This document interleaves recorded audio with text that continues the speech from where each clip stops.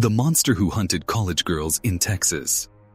If you think you've heard all the horrifying stories, think again. This one will make you rethink everything you know. Don't forget to like, subscribe, and comment your thoughts below, because you don't want to miss what happens next. It was the middle of a Texas summer when the call came in. Detective Emma Harris was finishing up paperwork at the Waco Police Department when her phone buzzed. It was a 911 report, and something about it didn't sit right. A body had been found, not far from the university campus, in an alleyway behind an old apartment complex near the riverbank. But it wasn't just the location that made her pause. The victim was a student from Baylor University. The department had seen plenty of deaths before, some from accidents, some from bad choices. But this was different. This felt personal. The victim was a 21-year-old named Megan Foster. She was a college athlete, a promising student in her final year of a criminal justice program. Her family had flown in from Dallas after hearing about her death, and the community was already in shock. Megan had no enemies, no major issues with anyone. She had a bright future ahead of her. But now, she was lying dead in a grimy alley, alone, discarded like nothing more than a piece of trash. Emma knew from experience that things like this don't happen without a reason, and they never happen in a vacuum. She had a sense that this wasn't just another tragic case of a young person gone too soon. This was something much darker. The scene was chaotic when Emma arrived. Ambulances, police vehicles, and a growing crowd of onlookers were gathered outside the crime scene tape. The alley was narrow, littered with discarded items, and the faint smell of stale urine lingered in the air. Forensics was already at work, taking photographs of the body. Megan Wabu is still wearing her workout gear, a Baylor University tank top and black leggings. Her face, though, was hauntingly calm, as if she had fallen asleep on the cold concrete. But the shallow, strangling marks around her neck told another story. Emma's stomach twisted at the sight of them. This wasn't a random act of violence. This was deliberate. Emma knelt beside the body, surveying the area. Something didn't add up. The alley was too quiet, too clean. No struggle marks. No evidence that Megan had fought back. Just a body. But that wasn't what caught her eye. Just a few feet away from the body, an old gym bag lay open. The zipper was half undone, revealing a pair of white tennis shoes inside, untouched. Megan's shoes, the ones she had been wearing earlier in the day, were missing. And there, on the pavement, was a single strange item, a crumpled business card. It read, "Elite Performance Training." The next morning, Emma began her investigation by pulling up records from the gym. The name on the card was familiar. Eric Latham, a personal trainer who had opened a boutique gym just a few blocks from the university. He had a growing reputation for training college athletes, but there were whispers. The gym was private. Not many students were willing to talk about it. Something about it made them uncomfortable. Eric wasn't known for getting too close to his clients, or at least, that's what the students said. But Emma wasn't so sure. There was something in his eyes during the few times she had seen him. A lingering stare. A disquieting smile. It felt calculated. Predatory even. She dug deeper into his records. He had no criminal history, no red flags. But the hours of his gym? Odd. They didn't quite match the usual hours of operation, and his clientele was mostly college students. Many of them women, many of them Megan's age. It raised an eyebrow for sure, but it wasn't enough to make a solid case just yet. The first breakthrough came when they tracked down his gym assistant. Lena Jackson was a graduate student who worked for Eric part-time. She seemed nervous when she was interviewed, constantly glancing toward the exit as if she was ready to run. Her story seemed innocent at first. She said Megan was a regular client, one of the best students she had ever trained. But then Lena said something strange. She mentioned that Eric had been off lately, that he'd been acting distant toward his clients and particularly obsessive over Megan. She told Emma that one day, Eric had followed Megan after class. Lena had seen him staring at her as she left the gym, a look on his face that made her feel uncomfortable. Emma decided to visit the gym in person. When she walked in, the place was eerily quiet, just a few machines humming softly. Eric greeted her with a practiced smile, but Emma could see the nervousness beneath the surface. She pressed him for details about his clients, about Megan, but he was evasive, his answers curt. "What exactly is it you need from me, detective?" Eric asked, his voice too calm for Emma's liking. "I need you to answer my questions," Emma replied sharply. "Tell me about the night Megan Foster was here last." "I don't know anything about that," Eric said, his voice wavering. But Emma saw it then, a small, subtle movement in the corner of the gym. Lena was standing there, her hand gripping the doorframe. She wasn't looking at Emma, but the panic in her eyes was unmistakable. Just as Emma was about to ask more questions, Lena abruptly left the room. Eric's face turned pale.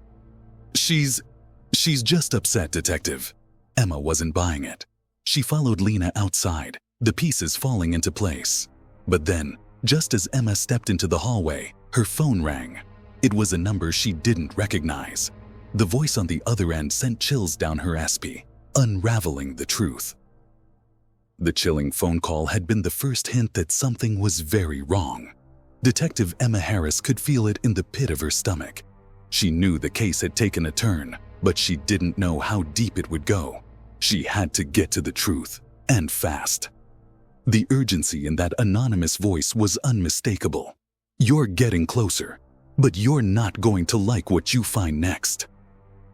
Emma sat in her car, gripping the steering wheel as she reviewed everything she knew about Eric Latham, Megan Foster's trainer, and the scene where Megan's body had been discovered. There was too much silence surrounding the case, too many secrets that people weren't willing to share. She had to dig deeper into Eric's past, but she also needed to understand why Lena, the gym assistant, was so terrified. Her first move was to pull up the police report on Megan's case.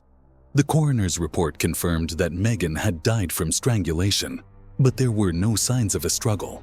It didn't make sense. The alley where she'd been found was too quiet, too clean. There were no signs of her trying to run or fight back. Emma thought back to her conversation with Lena. Was it possible that Lena had witnessed something more than she was letting on? Lena had been acting strange ever since Emma started asking questions.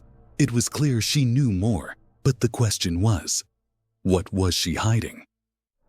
The next morning, Emma paid another visit to the gym. She wasn't leaving without more answers this time. As she walked through the gym doors, the familiar smell of rubber and sweat filled her senses. But today it felt colder, almost oppressive. The dim lights hummed overhead, casting long shadows against the walls. Eric was there, of course, but this time his demeanor was even more on edge than before. "Detective Harris," he greeted, trying to maintain his composure. "I hope you didn't." The figure was unrecognizable, but the body language was unmistakable. He was close to the woman, almost as if he was trying to persuade her, maybe even control her. The footage didn't show anything conclusive, but it was enough to raise more questions. Emma zoomed in on the timestamp. It was nearly midnight, long after the gym should have been closed. Then, something caught her eye. As Eric walked away, the camera captured the woman's face, briefly, just enough for Emma to recognize her. It was Lena. Lena wasn't just an assistant. She was involved, and she was hiding something. With this new piece of evidence, Emma felt the pieces of the puzzle starting to come together. Lena had been at the gym after hours, and there was something more to her connection with Eric. The truth was slowly beginning to unravel, but Emma knew she had to confront Lena before it was too late. She headed straight for Lena's apartment, determined to get answers.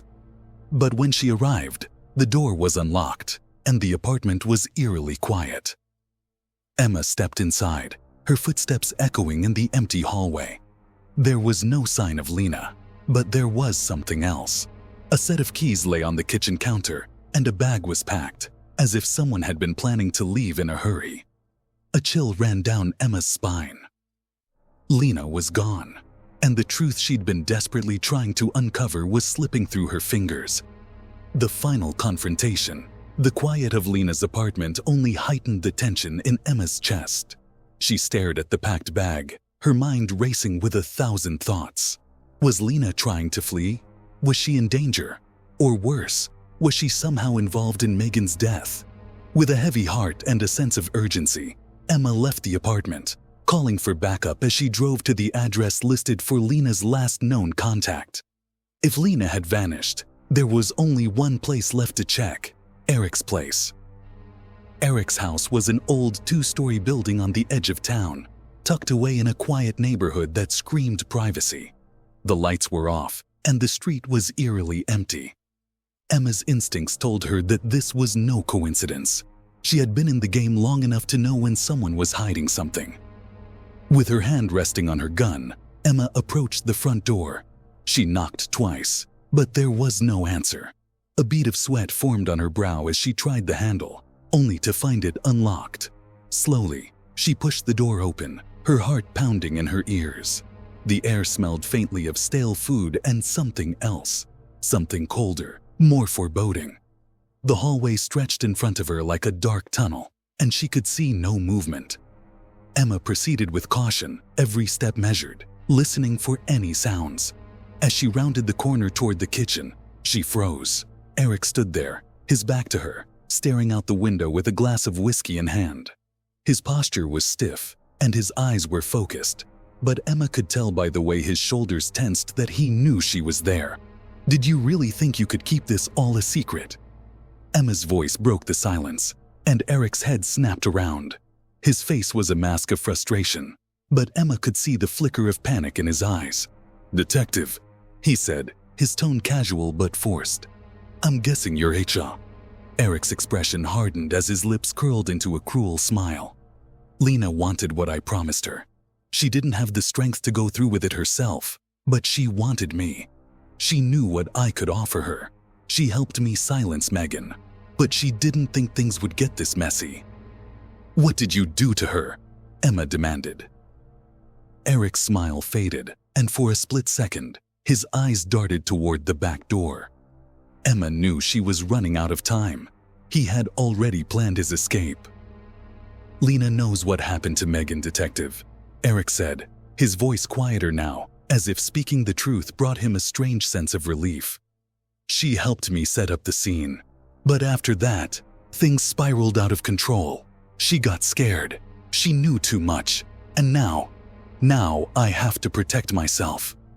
Before Emma could react, the sound of tires screeching outside pierced the silence.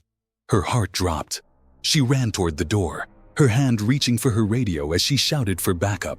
But by the time she reached the front yard, Eric had vanished into the night, leaving only the distant sound of an engine roaring away. Emma stood there, feeling the weight of the situation crashing down on her. Lena was still missing, and Eric was on the run. The evidence she had gathered now painted a chilling portrait of the web of deceit Eric had spun, pulling in innocent lives along the way. As she looked down at the pictures in her hand, a terrible realization hit her. The monster who had hunted these young women wasn't done yet. The truth was darker than she ever imagined. And as the city of Austin slept, Emma knew the hunt for Eric had only just begun.